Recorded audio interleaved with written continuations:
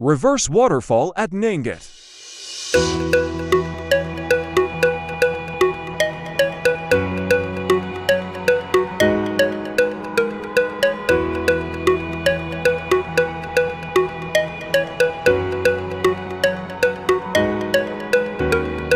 The reverse waterfall effect at NaneGhat is primarily caused by the powerful monsoon winds that blow through the region.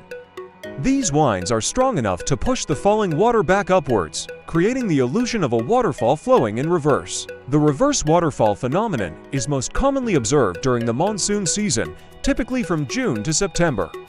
During this period, the combination of heavy rains and strong winds creates the perfect conditions for the reverse waterfall to occur. For more video, hit like and subscribe.